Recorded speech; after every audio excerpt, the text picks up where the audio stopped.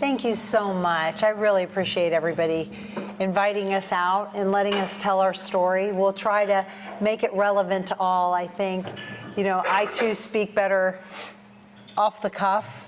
I try to go to slides and I lose my way. So we're just going to tell you a little bit about ourselves, and hopefully we have something that's relatable to all. I think Lee and I have worked in the public sector. I was a middle school math teacher, and Lee's been in corporate America, and then we spun off to be entrepreneurs. So we've done a little bit of everything. So I think our story should resonate.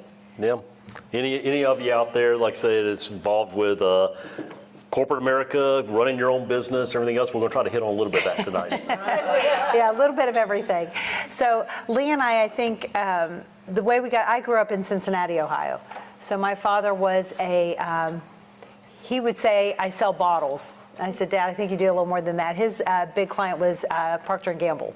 So he sold Jif jars when Jif jars were glass, and Pearl shampoo bottles when those were glass, and he sold all the glass jars and things.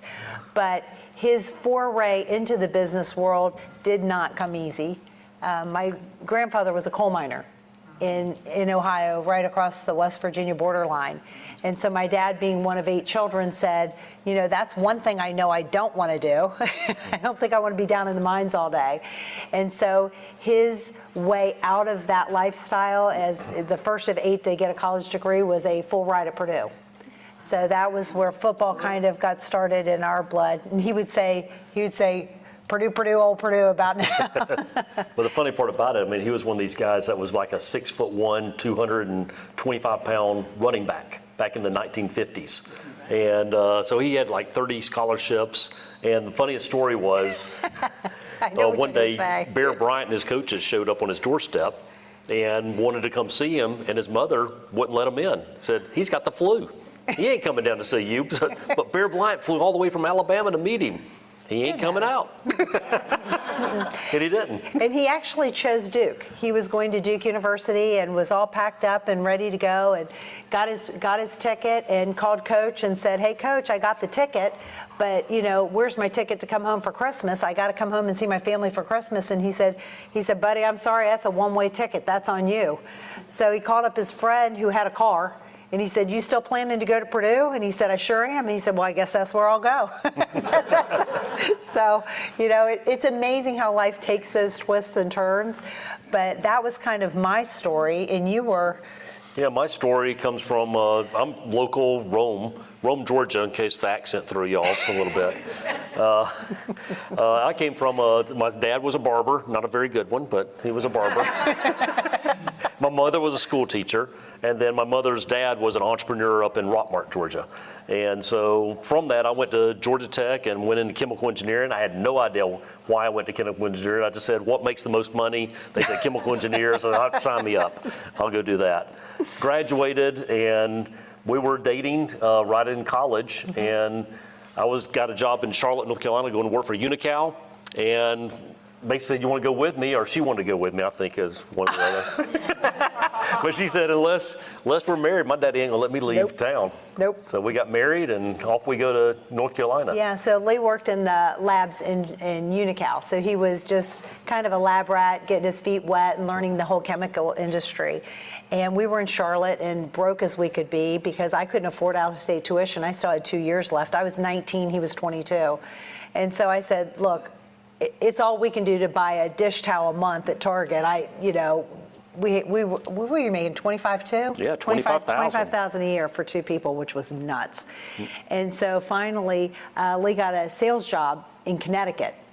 That Unical wanted to move him, but they said, hey, you don't own a home, so we can't give you a cost of living increase. So you're kind of screwed. And I said, well, peace, I love you, but I'm going back to Atlanta. And she did. She went back to Atlanta. I went off to Connecticut, and that was back in the days before we had computers or anything else. So you got to get a resume out. So I got to get somebody to type me a resume. Then I had to get it out and get a recruiter. Yeah, yep. Recruiter. There we go.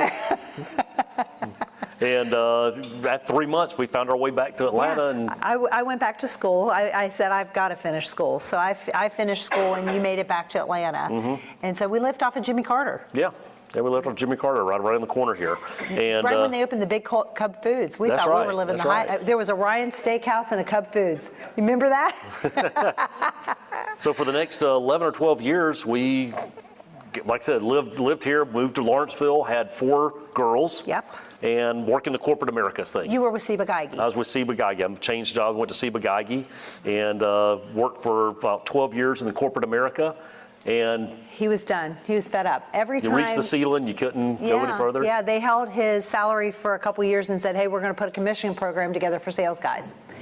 And so we had a tight couple of years, and then they put the commission program together, and Lee blew the roof off of that, and they said, well, you can't make that much. They said, we're taking that back away. You know, there's a hierarchy, and there's levels, and you can only go so high. And Lee said, you know, I really think I've got a niche that hasn't been satisfied yet, because with Ciba, they were only interested in clients who are going to buy so many chemicals. But Lee was a relationship builder. Mm-hmm. That's by trade what you've always excelled at, is putting people together. So he would find companies and they would say, hey, I'll buy this from you, but what I really can't get my hands on is that. And it's too small for Ciba to look at, but if you could find me a guy who could source that. So Lee would find a toll manufacturer or a, hard to find raw material supplier and link people up. And he said, I think this might be a business. And so he said, what do you think? And I said, well, we've got 4 children, and I was a stay-at-home mom by that point. And I said, the worst that can happen is we end up back in our apartment over on Club Drive, and we'll figure it out. And so we took the gamble and started the Hanson Group, and that was in 1996. 1996, Out of the basement. Yeah. Out of the basement. And so for 1 year, we're going at it and grit and grinding after it and trying to make a living and everything else. And then we get a surprise. So after 4 girls, Jake decided to join the crew. So that was a real scary experience. You're worth it, Jake. It's okay. He's proved his worth. Yeah, but we just made it work. And my sisters came every day. I was homeschooling by that point. I had 5 children in 4 different schools. We were living over in Johns Creek. And I said, this is insanity. I was dropping off and picking up. And I said, you know what, we're going to bring them home. So we homeschooled for about 4 years. So I was in the upstairs homeschooling. Mm-hmm. Caitlin was still at Northview. Yep. We had 4 kids at home, and you were in the basement with my 2 sisters. Working. We think. Careful. We think. One sister was doing operations, and the other one was helping out and customer service. And Mindy would help with everything, and she said Jake would get done with his work in 30 minutes and then follow her around with a stopwatch. So I don't know what that was timing about. her on every activity. She's back with us working again, so Yeah, didn't run her off. She is. Yeah. So that's kind of the start of the family business roots, and it was more desperation probably than anything, and But a lot of it comes about. I mean, it became very successful because we were creating products that people couldn't find elsewhere. Right. And it's all through relationships. And in your businesses, it's all about relationships. Having meetings like this, rubbing elbows with people, finding out who can help you. David and I do things back and forth with each other, just friends and neighbors, and that's how it grew. And so with the Hanson Group, we do everything from transparent armor for military, optics for eyeglasses, self-sealing fuel tanks for the Sikorsky helicopters, mine liners for the 3M Corporation, and PFAS we talked about. You've all heard about forever chemicals that are out there. We're now supplying products to replace all the forever chemicals with plant-based materials now that work in the plastics industry. So all the extrusion in the plastics we have PFAS. We say it's not PFAS free, it's non-intentional PFAS that goes into it, because you can still get PFAS just from the bag and the packaging that's out there.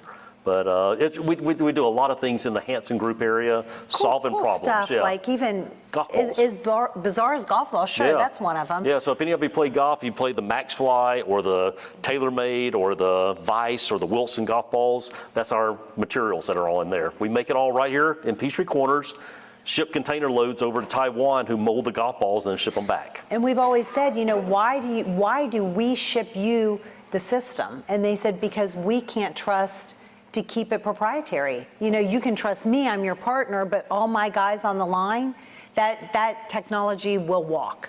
And so we would rather you blend it in Atlanta, you take control, and you send us a drum, and nobody knows what the secret sauce is. So that's kind of why we do that. So it's really cool. We see Vice has done a great job with their marketing. So we see everything on the Vice golf ball, about what they've done, and they're a marketing company. They're not a technology company. So we pat ourselves on the back quietly and go on about our business. So like I said, with the Hanson Group, we do a lot of neat chemistry things, and we forward integrate, and that's how we got into the Guardian side. For sure. Yeah, Hanson, it doesn't make sense on paper when you see this product and that product and that product. It doesn't make sense. We coat the bus bumpers for Navistar, because we've got a coating that keeps them from chipping and cracking. So you're like, how do you do golf balls and bus bumpers and truck bed linings? If you have a pickup truck, it's got a lining in it, sprayed in lining. That's a lot of our technology. Yeah, but the common thread is chemistry. Yeah. So that's just solving problems. So eventually, well, how we got out of the basement. Yeah, we got out of the basement. Yeah, we got out of the basement with your sisters. Yeah. In one piece. Yeah. Yeah. And we got out of the basement. We moved over to Alpharetta to McFarland when there was only Arby's and a Waffle House over there. And everybody was mad at us because they had to drive to McFarland, and that was in the middle of nowhere. That was pre-Halcyon, because we were right behind the racetrack, which now would have been a prime piece of property. But we only had 14,000 square feet. So in 2007, we moved there. In 2014, we outgrew it and moved right over here in Peachtree Corners with 90,000 square feet. Yeah.